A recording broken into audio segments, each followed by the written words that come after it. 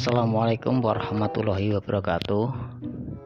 Kali ini UGD Channel akan merespon chat dari subscriber UGD Channel Pinjol yang ingin curhat tentang masalah penipuan yang dilakukan oleh diduga dari aplikasi EasyCash. Ya, berikut chatnya bisa kita simak bersama. Ya, ini ya, kita bisa lihat di sini. Ini yang di Facebook. Saya yang di Facebook, Bang. Oke, terus kita balas seperti ini. Oke, terima kasih. Ini kasus saya gimana ya, Pak? Tadi saya mau lapor Polda, tapi menurut temen nilai kecil mungkin nggak digubris. Ya, kebanyakan masalah pinjaman online itu lapor ke pihak kepolisian memang kurang dapat respon, bukan tidak digubris ya, tapi kurang mendapat respon yang positif dari pihak-pihak terkait seperti kepolisian maupun dari OJK. Kalau kita melapor memang kayaknya stuck atau berhenti di tempat. Oke, kita lanjut. Oke, ini saya jawab. Kami sering dapat klien tentang seperti ini karena ada beberapa kasus yang kami tangani dari penipuan yang mengatasnamakan DC EasyCash. Ingat ya, yang mengatasnamakan DC EasyCash. Nanti di akhir video akan saya muat percakapan via telepon dengan DC yang mengaku dari EasyCash, yaitu penipunya. Ya, kita lanjut saja. Ini aplikasinya sudah dihapus. Kenapa dihapus? Karena yang menipu ini janji kalau sudah dibayar akan selesai dan menyuruh hapus. Ini adalah modus dari DC supaya tidak ketahuan kalau dia itu menipu, tidak cepat ketahuan kalau dia itu menipu. Karena apa? Kalau aplikasinya tidak dihapus dan sudah dibayar ke rekening yang dia kasih dan kita cek di aplikasinya, itu tetap ada tagihannya. Nanti di bawah masih ada tagihan-tagihan dari pihak EasyCash. Nanti kita bisa lihat bersama. Oke. Makanya saya langsung hapus aplikasinya. Nilainya kecil, saya kasih kronologinya sih ya. Ini modus penipuan saya gitu. Minggu 3 September saya kirim email ke EasyCash, ambil dari aplikasi di mana saya minta keringanan. Nah, di sini debitur EasyCash berusaha meng-email karena ingin bayar, ingin minta keringanan, dia meng-email via aplikasi. Email itu resmi. Ya, terus inilah emailnya. Bisa saya tampilkan di belakang ya supaya lebih jelasnya nanti. Oke. Tapi tidak ada balasan, email itu tidak dibalas atau tidak direspon cepat atau tidak dibalas email via email. Tetapi ini yang menjadi masalah untuk pembelajaran kita bersama. Tetapi setelah debitur meng-email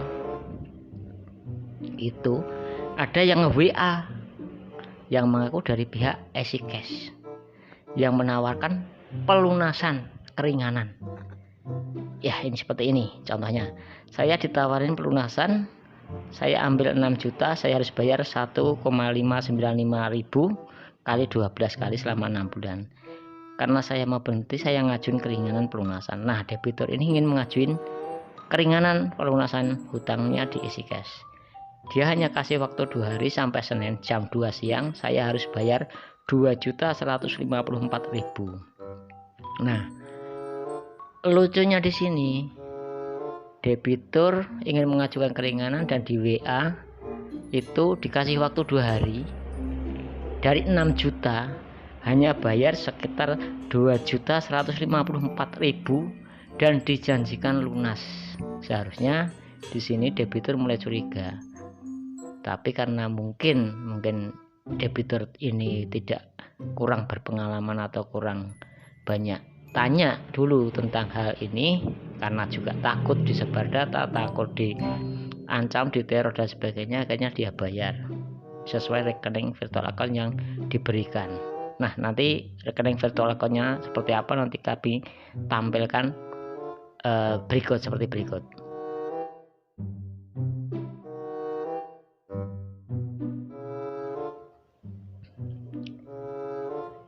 Nah, ini saya email berkali-kali tidak dibalas seperti SS di atas. Setelah saya dapat notif saya chat, saya email ke support EasyCash, mereka bilang bukan virtual account mereka. Nah, debitur ini setelah bayar senilai 2.154.000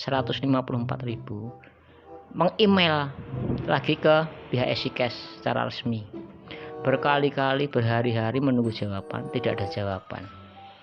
Dan akhirnya debitur ini mendapat chat dari pihak EasyCash yang resmi mengatakan bahwa virtual account-nya yang diberikan itu bukan virtual account resmi dari pihak EasyCash, alias virtual account yang diberikan penipu itu adalah virtual account untuk penipuan yang masuk ke dalam rekening pribadi tentunya ya. Nah, ini sudah dicicil padahal. Nah, di sini ini bukti chatnya dari klien kami, dari debitur ke penipu tadi, seperti ini.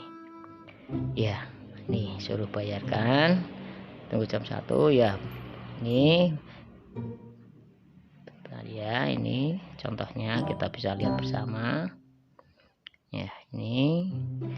Tapi saya nggak dibohongin kan, itu bukan BCA. Nah, di sini seharusnya sudah mulai curiga dari virtual account yang diberikan, dari pilihan bank, sudah lain-lain terus. Nih, contohnya ini.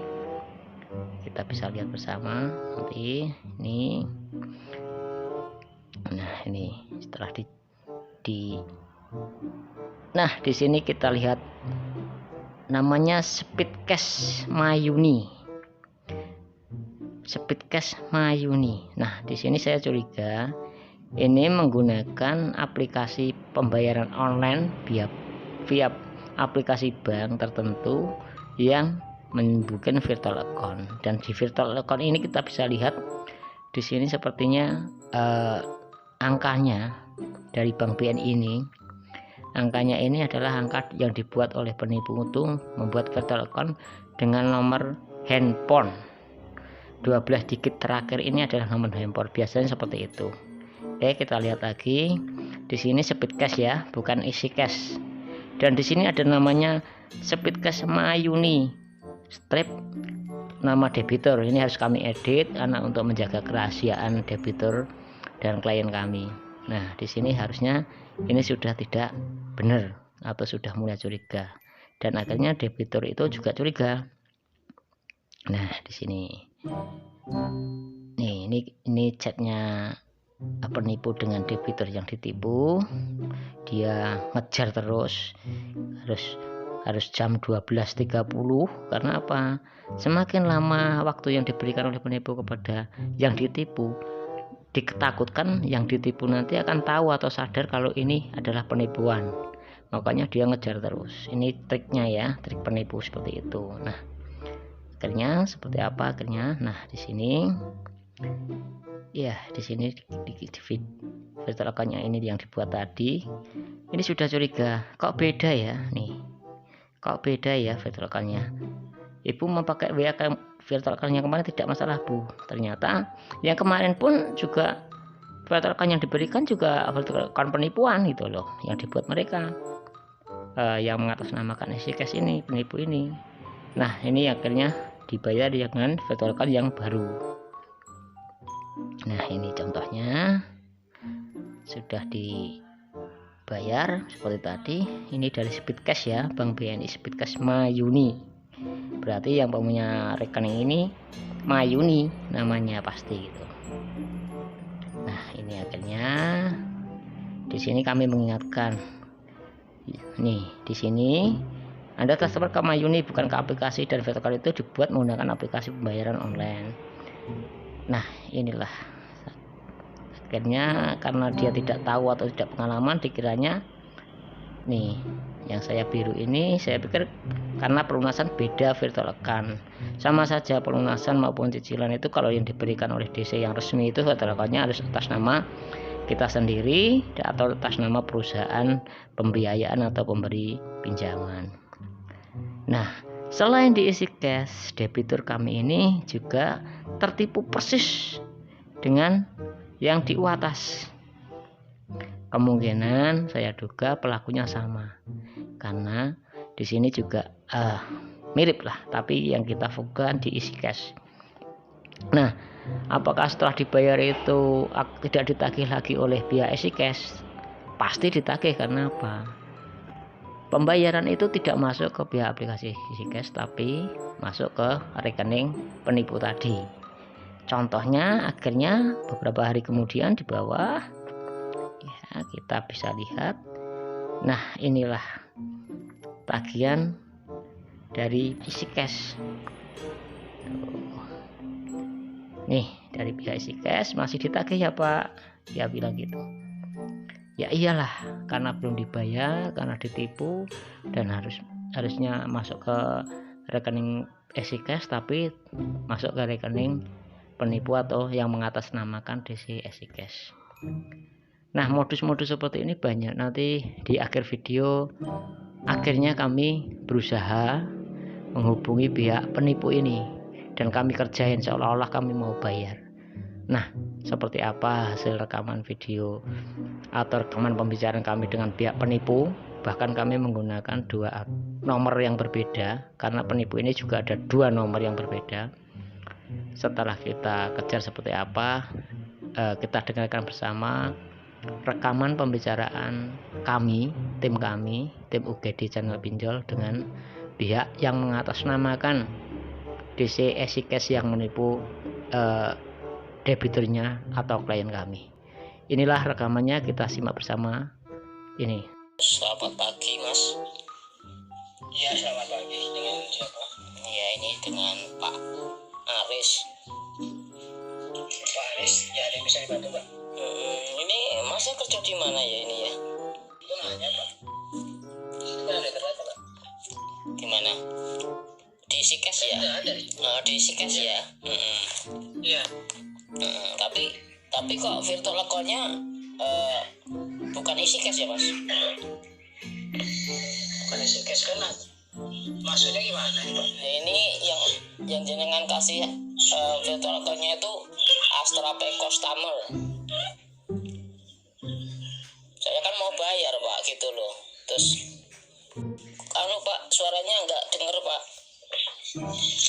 Kakak cek aja di situ Kak. Ya. Sudah kami berikan untuk PA-nya ya. Dicek gimana? Namanya kan bukan ini kok Isaku Pak. Gimana Pak? Nah itu kan untuk pembayaran Pak.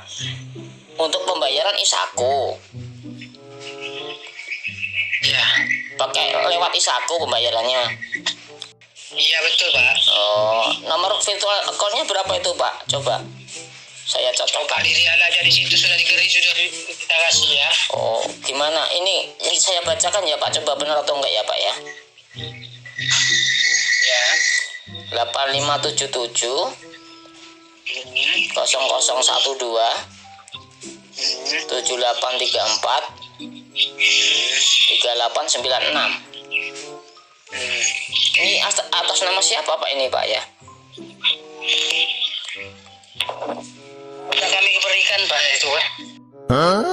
Enggak, ini kan Isaku atau Astra Pay Customer. Kan ada 2 Pak, saya cek Pak. Yang satu Isaku. Astra Pay Customer Pak. Itu maksudnya Bapak selaku customer. itu maksudnya Astra Pay itu apa Pak ya? Itu nama PT-nya Pak. Oh, PT Astra. Ya, betul. Dari Jelas ya? banknya apa itu Pak? Permata Pak. Terus mohon maaf, ini mau nanya Bapak. Ini saya bicara dengan Bapak siapa ya? Daniel Wijaya. Daniel Wijaya dari EasyCash ya Pak ya. Gini Pak. Iya betul. Gini, mohon maaf sebelumnya. Saya kan dulu pernah bayar EasyCash Pak, dan ternyata tidak masuk Bapak. Waktu itu DC-nya saya mintai ID card-nya nggak dikasih Bapak. Jadi saya ini Bapak kami buatkan surat laporannya. Kenapa enggak Bapak baru ngomong sekarang Pak ya? Maksudnya gimana Pak? Pak? Bapak kenapa baru ngomong sekarang? Jadi kami buatkan surat laporannya terlebih dahulu Pak ya. Gitu. Ini dengan Pak Daniel siapa tadi dari EasyCash? Wijaya. Tapi nomor yang virtual account-nya tadi bener ya Pak ya? Iya Pak, betul Pak ya. Bener-bener buat nipu ya Pak ya? Soalnya gini Pak, kemarin penipuannya itu pakai nomor ini Pak. Dan nomornya sudah blokir saya Pak. Maksudnya gimana nih Pak? Ngomongnya Bapak belepotan kayak gini ya? Belepotan gimana? Anda itu penipu Pak. Pak? Halo Pak? Anda itu penipu Pak. Kok dimatiin Pak? Ketahuan penipu ya Pak ya?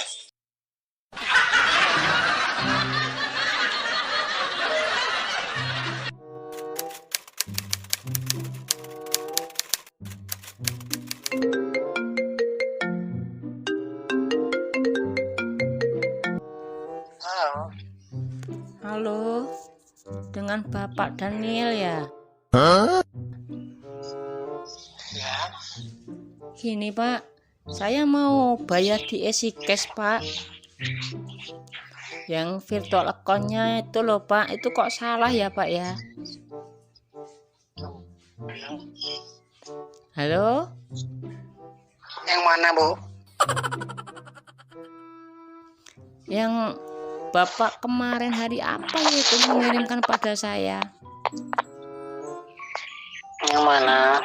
Yang Bank apa ya? Bank Permata ya kalau nggak salah itu ya Pak ya?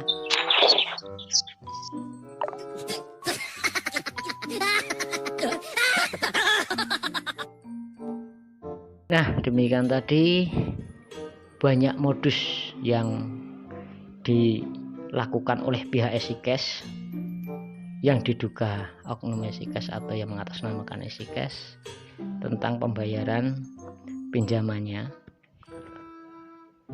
Nah, di sini kita bisa belajar bersama bagaimana jahatnya pinjaman online selain bunga yang mencekik, teror penagihan yang luar biasa, sampai digunakan oleh oknum-oknum internal maupun eksternal, internal pekerja DC-nya untuk menipu debiturnya, ataupun orang-orang eksternal yang menawarkan jasa-jasa penghapusan data, jasa-jasa menegokan keringanan dan lain sebagainya yang tidak bertanggung jawab. Saran saya, jauhi pinjaman online, karena tidak ada pinjaman online yang membuat kita sejahtera, membuat kita tenang. Yang ada adalah riba yang membuat kita sengsara. Semoga video ini bermanfaat bagi kita semua. Tetap berusaha, tetap semangat keluar dari pinjaman online. Jangan lupa berdoa, sedekah, karena sedekah itu membuka pintu rezeki kita. Billahi taufiq wal hidayah. Wassalamualaikum warahmatullahi wabarakatuh.